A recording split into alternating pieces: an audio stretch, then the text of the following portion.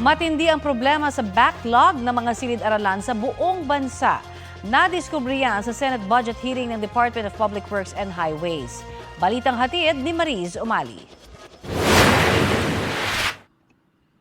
Sa gitna ng pagkakaungkat ng mga substandard at mga ghost flood control project ng DPWH, lumabas din sa budget hearing ng DPWH sa Senado ang nakaalarmang kakulangan ng mga silid-aralan sa bansa. Ilan na po ang nagawang classroom ng DPWH for 2025?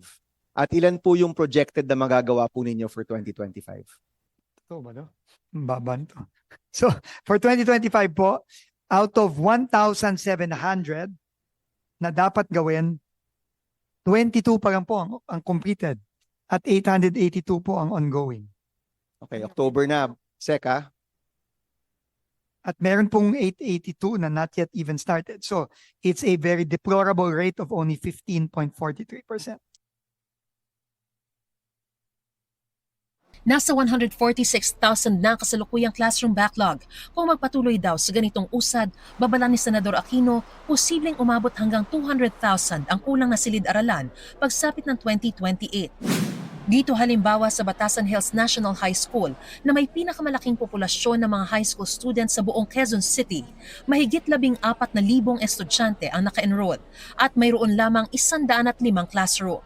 Kailangan pang magdalawang shift. Kulang po kami ng 45 classroom pa. Nagsimula raw ang matinding kakulangan sa silid pagbalik ng in-person classes noong 2022 matapos ang pandemya.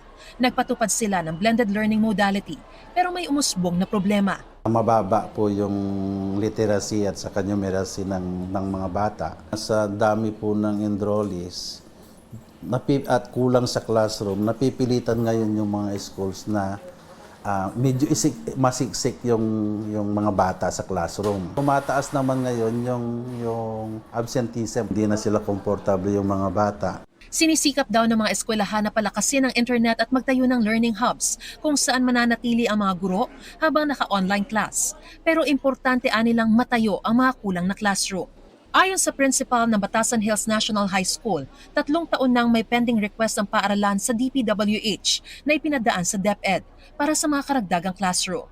Pwede raw sana magpatayo ng mga bagong classroom dito sa bahaging ito. Pero ayon sa DPWH na bumisita rito kamakailan, hindi pa raw ito masisimulan dahil kailangan munang gibain ang dalawang gusaling ito na 30 taon na ang edad bago pa masimulan ang mga bagong silid-aralan. Mapuprostrate ka, lalo sa mga delays na yan.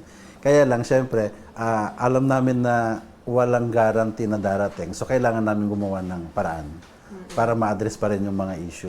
Plano ng DepEd. Gusto na namin baguhin yung sistema dahil since 2018, tanging DPWH lang ang nabigyan ng kapangyarihan gumawa ng DepEd classrooms. Ang gusto namin ngayon, pati isama na yung local government units. Palagi ko, mas bibilis yung proseso. Meron tayong pino-propose na public-private partnerships or PPPs. Alinsunod sa hangarin ni Pangulong Ferdinand R. Marcos Jr. na mabigyan ng direct funding ang mga lokal na pamahalaan para sa pagpapatayo ng mga classrooms sa bansa, nakatakdang magkaroon ng Memorandum of Agreement ang DPWH, DepEd at local government units upang mapatupad ito. Tulad daw ng pagtugon ng DPWH sa mga nasirang paaralan dahil sa mga kalamidad, ganun din ang gagawin nila sa pagtatayo ng mga silid. Kaya naman pala ng mabilis, no? Kung gagawin nga, tututukan nga. That same principle, we're gonna apply also to address the backlog. Mariz Umali nagbabalita para sa GMA Integrated News.